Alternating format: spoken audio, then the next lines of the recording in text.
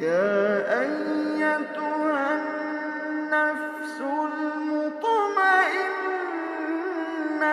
ارجعي إلى ربك راضية مرضية۔ ناظرین السلام علیکم۔ رسول خدا صلی اللہ علیہ وآلہ وسلم سے حدیث میں منقول ہے حسین منی و انا من الحسین، یعنی حسین مجھ سے ہیں اور میں حسین سے ہوں۔ یعنی جب رسول اللہ صلی اللہ علیہ وآلہ وسلم کو امام حسین سے اپنی محبت ظاہر کرنی تھی تو انہوں نے ان جملوں کا سہارا لیا، اس طرح سے ہمیں اپنی محبت بتائی۔ جب اللہ سبحانہ و تعالیٰ کو اپنی محبت امام حسین سے ظاہر کرنی تھی تو جس راہب کے نصیب میں ایک بیٹا نہیں تھا، امام حسین علیہ السلام کی دعا پر اللہ نے اسے 7 بیٹے عطا کیے، یہاں تک کہ جو فطرس کی نجات نہیں ہو رہی تھی امام حسین کے ذریعے اس کی نجات کروائی۔ یعنی ہم دیکھتے ہیں یہ تو رہی محبت اللہ سبحانہ و تعالیٰ کی امام حسین سے، پھر جب امام حسین کو اپنی محبت اللہ سے ظاہر کرنی تھی، امام نے اپنا گھر کا گھر اس کے دین کی حفاظت کے لیے لٹا دیا۔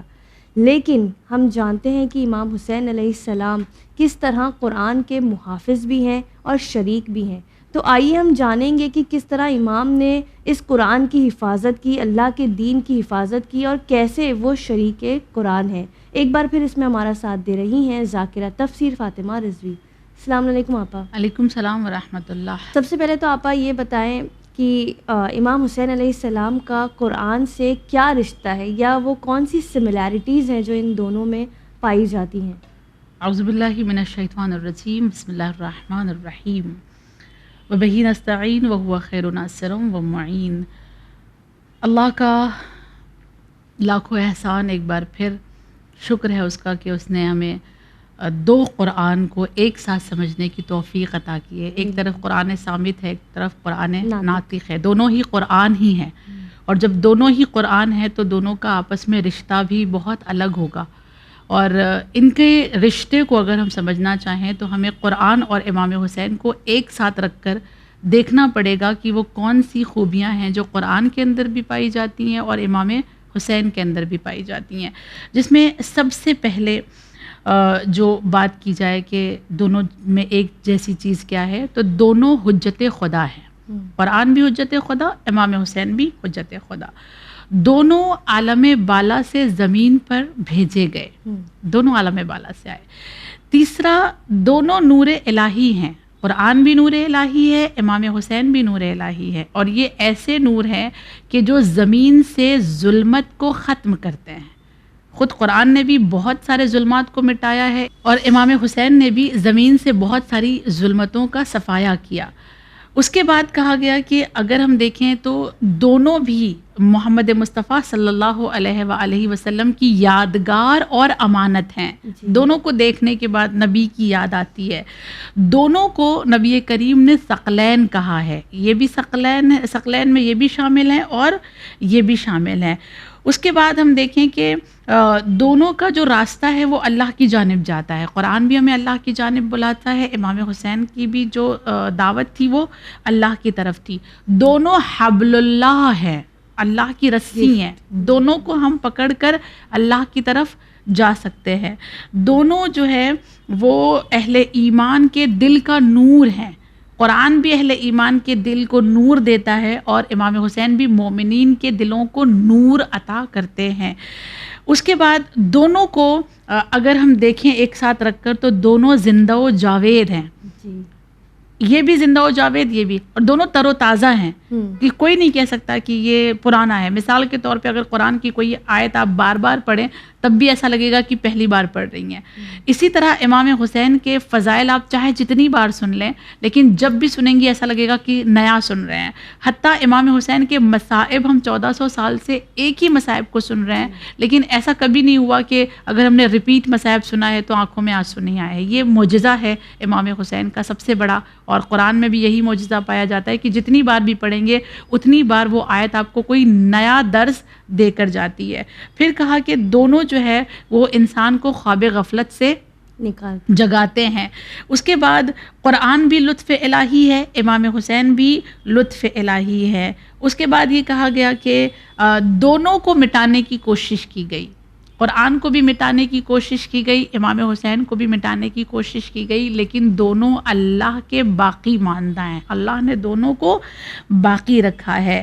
اور اس کے بعد ایک جو بہت بڑی چیز ہے وہ یہ کہ دونوں کو جدا کرنے کی بہت کوشش کی گئی ہے کہ کسی طرح سے دونوں کو جدا کر دیا جائے، اور جدا کرنے کے لیے زمانے نے حسبنا کتاب اللہ کا نعرہ لگایا کہ ہمارے لیے کتاب کافی ہے، لیکن کوئی بھی ان دونوں کو الگ نہیں کر سکا، کوئی بھی ان دونوں کو جدا نہیں کر سکا۔ حتیٰ امام حسین تو قرآن سے اتنے زیادہ متمسک رہے کہ سر کاٹ دیا گیا، نوک نیزہ پہ چڑھا دیا گیا، لیکن اس کے باوجود امام حسین کے لبوں پر تلاوت قرآن جاری تھی، انہیں کوئی الگ نہیں کر سکا۔ ایک سملیرٹی جو ہے دونوں میں وہ یہ کہ قرآن کو بھی نیزے پہ چڑھایا گیا تھا اور امام حسین کو بھی نوک نیزہ پہ چڑھایا گیا، ان کے سر کو۔ مگر جب امام حسین کے سر مبارک کو نوک نیزہ پہ چڑھایا گیا، وہاں سے بھی امام حسین نے یہ پیغام دیا کہ مجھ میں اور قرآن میں کوئی جدائی نہیں ہو سکتی، کیونکہ میں قرآن کا عاشق ہوں۔ یہ امام حسین قرآن کے فضائل بیان کرتے ہیں، قرآن امام حسین کا فضائل بیان کرتا ہے۔ دیکھیں دونوں کی محبت ایک دوسرے سے کیسی ہے کہ دونوں ایک دوسرے کی تعریف کرتے ہوئے نظر آتے ہیں۔ نوک نیزہ پہ جب امام حسین کا سر مبارک چڑھایا گیا تو جو لوگ حاملان سر تھے، یعنی جنہوں نے سر اٹھایا ہوا تھا، اس میں سے ایک کا نام تھا حارث ابن وکیدہ۔ وہ یہ کہتا ہے کہ میں نے سنا، میں سر کو لے کے کھڑا ہوا تھا تو میں نے سنا کہ امام حسین کا سر مبارک سورہ کہف کی تلاوت کر رہا ہے۔ میں حیران ہوا، پریشان ہوا کہ کیا کوئی کٹا ہوا سر بھی تلاوت کر سکتا ہے؟ اور جب میں نے دیکھا تو واقعاً امام حسین کے ہی لب ہل رہے تھے اور وہی تلاوت کرتا ہوا نظر آیا، تو میں نے سوچا کہ یہ معجزہ کوئی نہ دیکھ پائے اور میں فوراً جو ہے اس سر کو لوں اور کہیں دفن کر دوں یا کہیں چھپا دوں۔ تو امام حسین اس وقت بے ساختہ بول اٹھے، اے ابن وکیدہ، یعنی اے وکیدہ کے بیٹے، تیرے پاس اس کے علاوہ کوئی چارہ بھی نہیں ہے کہ تو میرے سر کو کہیں چھپا دے، لیکن یاد رکھنا کہ میرے سر کو تو چھپا بھی دے گا تو جو میرے خون کے قطرے زمین پر گرے ہیں، وہ خون کے قطرے وہ معجزہ پیدا کریں گے اور وہ انقلاب لے کر آئیں گے کہ جس کا تمہیں حشر میں بھی جواب دینا پڑے گا، اور تم کو اس کی سزا حشر میں پروردگار عالم دے گا۔ اور اس کے بعد امام حسین نے سورہ غافر کی آیت نمبر 70 اور 71 پڑھی تھی، وہیں پر قرآن کی تلاوت اور بھی کی مولا نے، اور اس کو یہ تلاوت کر کے سنایا مولا نے، جس کا ترجمہ یہ ہے کہ جن لوگوں نے کتاب خدا کو اور ان باتوں کو جن کو اللہ نے رسول کو دی تھی اس کی تکذیب کی ہے، جھٹلایا ہے، انہیں عنقریب ان کا انجام معلوم ہو جائے گا، اور ان کا انجام یہ ہوگا کہ ان کی گردنوں میں طوق ہوگی، ان کو زنجیر میں ڈالا جائے گا اور انہیں کھینچتے ہوئے جہنم کی طرف لے جایا جائے گا۔ جب یہ منظر سارے لوگوں نے دیکھا کہ امام حسین کا سر مبارک اس طرح قرآن پڑھ رہا ہے اور لوگوں سے بات کرتے ہوئے بھی قرآن سے جواب دے رہا ہے، لوگوں کو آیتیں پڑھ پڑھ کے سنا رہا ہے، لوگ حیران ہوئے، اور حیران ہو کر بس لوگوں کی یہی کوشش تھی کہ کسی طرح سے اس سر کو چھپا دیا جائے۔ لیکن جو اعجاز، جو معجزہ اللہ کو امام حسین کا لوگوں کے سامنے لانا تھا، وہ کوئی چھپا نہیں سکتا، اس پہ پردہ نہیں ڈالا جا سکا۔ جی آپا یہ بتائیں کہ امام حسین علیہ السلام کے بارے میں کئی ہم نے علماء دین سے، ممبر سے سنا ہے کہ امام حسین کے بارے میں کئی ساری آیتیں قرآن میں ملتی ہیں، مثلاً لولو اور مرجان کے حوالے سے کہا جاتا ہے کہ امام حسین کا ذکر ہے۔ سورہ کہف جیسے ابھی آپ نے بتایا اس کی تلاوت کی تو اس کو بھی امام حسین سے منسوب کیا جاتا ہے، یا سورہ فجر کو امام حسین سے منسوب کیا جاتا ہے۔ کیا کوئی اور آیتیں ہیں جو امام حسین علیہ السلام کی طرف اشارہ کرتی ہیں اور ان کے بارے میں ہیں؟ اگر ہم تلاش کریں قرآن مجید میں ہمیں بہت ساری ایسی آیات مل جائیں گی، مشہور آیات کے علاوہ۔ آیت مودت میں امام حسین شامل ہیں، آیت تطہیر میں امام حسین شامل ہیں، آیت مباہلہ میں امام حسین شامل ہیں۔ سورہ فجر تو خود ان کے نام سے ہی منسوب ہے کہ یہ امام حسین کا سورہ ہے۔ سورہ انسان میں امام حسین شامل ہیں۔ یہ ساری وہ آیات ہیں جو بہت مشہور ہے، جس میں یہ کہا جاتا ہے کہ یہ امام حسین کے لیے نازل ہوئی ہیں۔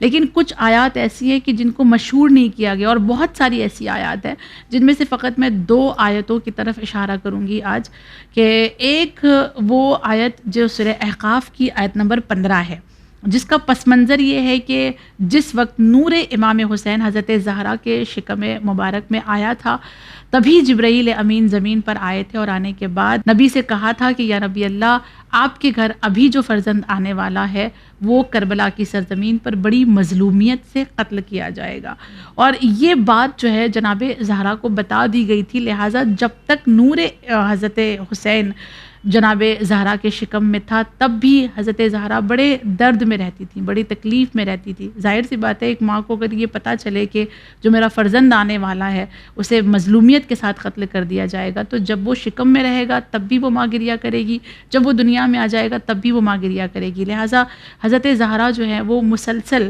شکم میں بھی جب امام حسین تھے تب بھی روتی تھی، جب دنیا میں آ گئے تب بھی روتی تھی۔ کیا کبھی کسی ماں کو دیکھا ہے کہ اس کی آغوش میں جو ہے بیٹے کی ولادت ہونے کے بعد بیٹا دیا جائے اور وہ ماں رونے لگے؟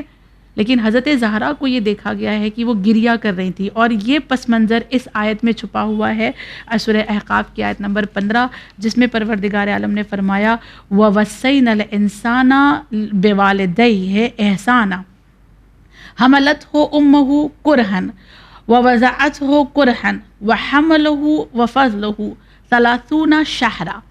اس کا ترجمہ یہ ہے کہ اللہ نے اولاد کو والدین کے ساتھ نیکی کرنے کا حکم دیا ہے، اس لیے کہ ماں جب حمل میں رہتی ہے تب بھی مصیبت اٹھاتی ہے، گریا کرتی ہے، اور جب وہ دنیا میں آ جاتا ہے تب بھی مصیبت گریا کرتی ہے، مصیبت اٹھاتی ہے اور گریا کرتی ہے، اس کی ولادت کے موقع پر بھی۔ اور اس کے بعد یہ کہا گیا اس آیت میں کہ جو دنیا میں بچہ آیا ہے اس کی ولادت سے لے کر اس کی دودھ بڑھائی کی جو مدت ہے وہ 30 مہینے ہے۔ اگر ہم دیکھیں تو جو ایک مدت بتائی گئی ہے کہ کب تک ایک بچے کو دودھ پلانا چاہیے، تو 2 سال کی مدت ہر مجتہد کے یہاں ہے۔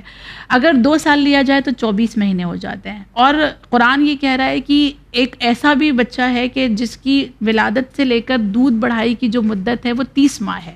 تو کتنے مہینے بنتے ہیں؟ بچے کتنے مہینے؟ 2 سال اگر نکال دیے جائے تو 6 مہینے، یعنی کوئی ایسا ہے کہ جو 6 مہینے میں آیا ہے، اور اس کی ماں نے حمل میں بھی گریا کیا ہے اور ولادت کے موقع پر بھی گریا کیا ہے۔ یہ آیت امام حسین کے لیے ہے اور حضرت زہرا کے لیے ہے کہ حمل میں جب تھے تب بھی بی بی زہرا مصیبت میں تھی، رو رہی تھی، اور امام حسین کی ذات وہ ذات ہے کہ جو 6 مہینے میں جن کی ولادت ہوئی ہے، وہ شکم مادر میں فقط 6 مہینے تھے۔ لہٰذا تمام علماء یہ کہتے ہیں کہ یہ آیت صرف اور صرف امام حسین کے لیے ہے۔ اس کے علاوہ قرآن میں ہم نے بہت سارے مقامات پہ دیکھا کہ ابرار کی بات ہوتی ہے کہ وہ لوگ ابرار ہیں، ابرار ہے، ان الابرار، ٹھیک ہے۔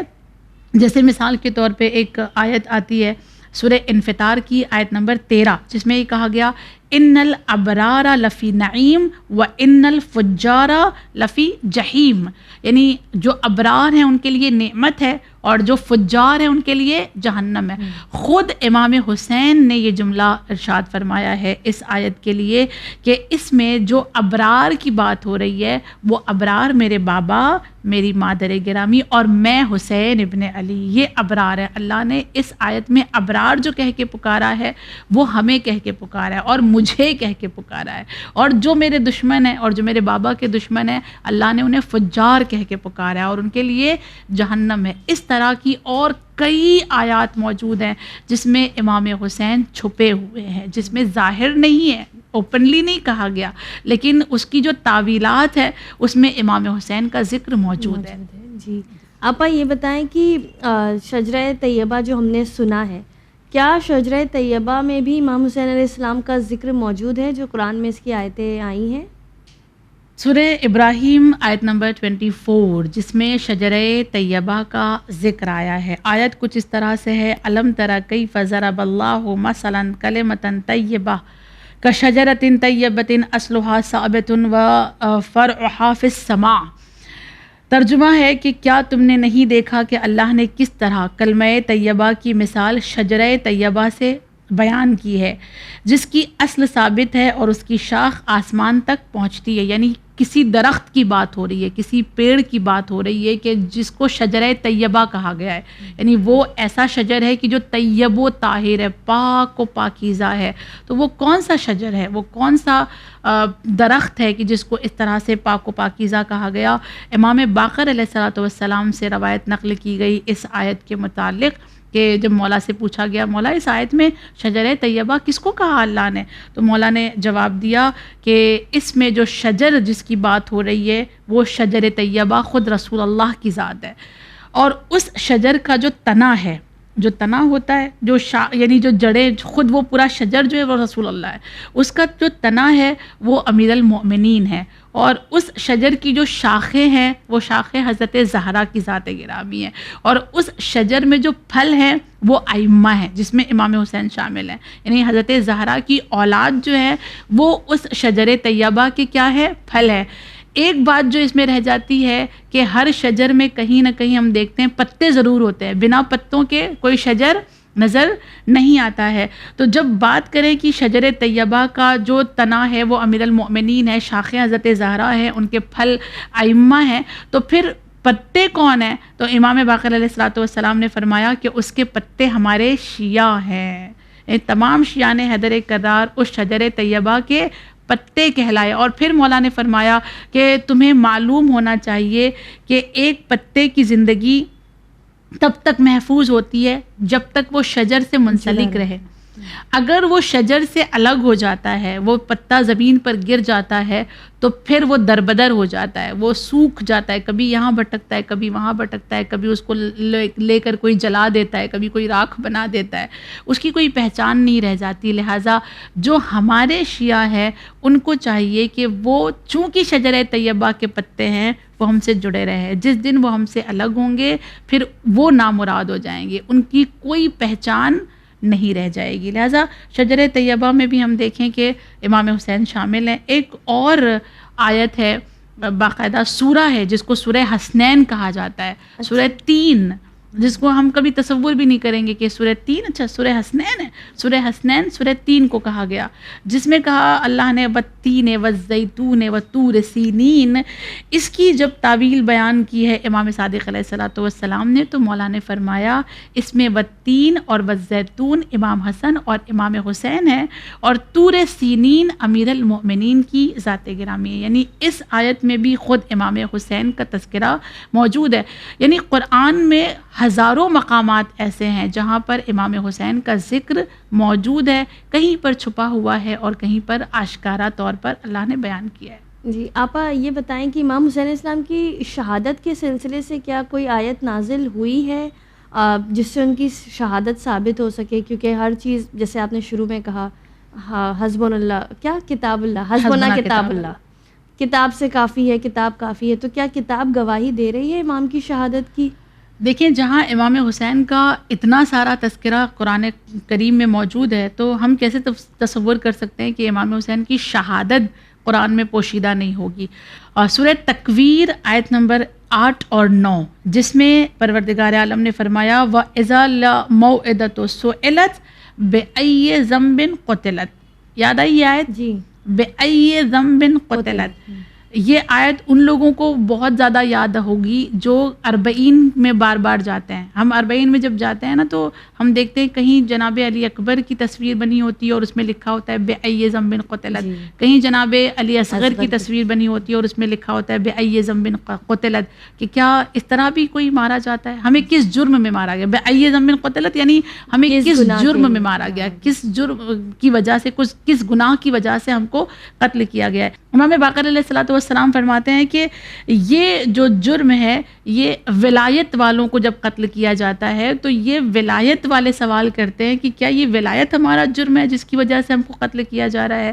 اور اس ولایت کے جرم میں نہ جانے کتنوں کو مارا گیا ہے، کتنوں کو قتل کیا گیا ہے. خود سرزمین کربلا پر امام حسین نے جب سوال کیا تھا کہ میرا جرم کیا ہے تو جواب یہ دیا تھا کہ آپ کا کوئی جرم نہیں ہے، بس جرم یہ ہے کہ آپ علی کے بیٹے ہیں. ہم جو آپ کو مار رہے ہیں یا جو قتل کر رہے ہیں وہ صرف اس وجہ سے کہ ہمارے دلوں میں علی کا بغض ہے. آپ کو قتل کیا جا رہا ہے علی کے بغض کی وجہ سے، یعنی ولایت کے دشمن.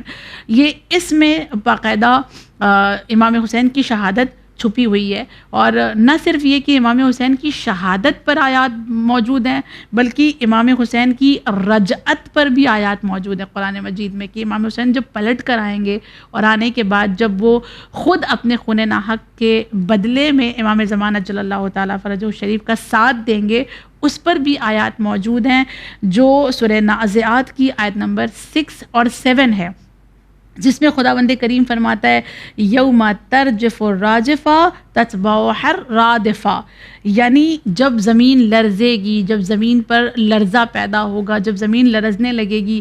یہ امام حسین کی رجعت کے بارے میں بتا رہی ہے کہ جب امام حسین پلٹ کر واپس آئیں گے تو زمین میں ایک زلزلہ ہوگا، ان کی آمد کو وہ برداشت نہیں کر پائے گی. اور اس میں یہ کہا گیا کہ امام حسین جب آئیں گے تو 75,000 ہم رکاب ساتھیوں کو لے کر آئیں گے، ان کے ساتھ 75,000 انصار موجود ہوں گے، اور ان کے ساتھ امام حسین پھر خون ناحق کا جو کربلا میں گرایا گیا یعنی بہایا گیا وہ جو خون، اس کا بدلہ لیں گے. اور اس آیت میں جو یہ کہا گیا ہے کہ رادفہ، لفظ جو رادفہ آیا ہے، رادفہ سے مراد امیر المؤمنین کی ذات گرامی ہے کہ وہ جب آئیں گے تو وہ شیاطین کو ختم کریں گے. اور راجفہ جو لفظ آیا ہے وہ امام حسین کے لیے ہے کہ راجفہ امام حسین ہے، رادفہ امیر المؤمنین ہے. جی بہت بہت شکریہ آپا، جزاک اللہ. ابھی اس پر ہمارے اور بھی سوالات آپ سے باقی ہیں، ہم انشاءاللہ اسے اپنے اگلے ایپیسوڈ میں کنٹینیو کریں گے. ناظرین، جیسے کہ ہم نے دیکھا کہ امام حسین علیہ السلام نے قرآن کو کتنی اہمیت دی یا کس طرح قرآن کو ساتھ ساتھ رکھا. ہمیں بھی کوشش یہی کرنی چاہیے کہ ہم قرآن کو کبھی پیچھے نہ چھوڑیں، یا ہم نے بس سوچ لیا کہ ہم نے بہت زیادہ عزاداری کر لی ہے وہ ہمارے لیے کافی ہے. ظاہر ہے عزاداری کافی ہے، لیکن ساتھ ساتھ قرآن کو بھی اسی طرح ترجیح دیں جس طرح کہ امام حسین علیہ السلام نے دی، کیونکہ امام حسین اور قرآن ایک ذات ہیں، ایک برابر ہیں. ہم انشاءاللہ اگلے ایپیسوڈ میں پھر دیکھیں گے امام حسین علیہ السلام شریک قرآن کس طرح سے ہیں. آپ دیکھتے رہیے چینل ون. مجھے دیجیے اجازت. خدا حافظ.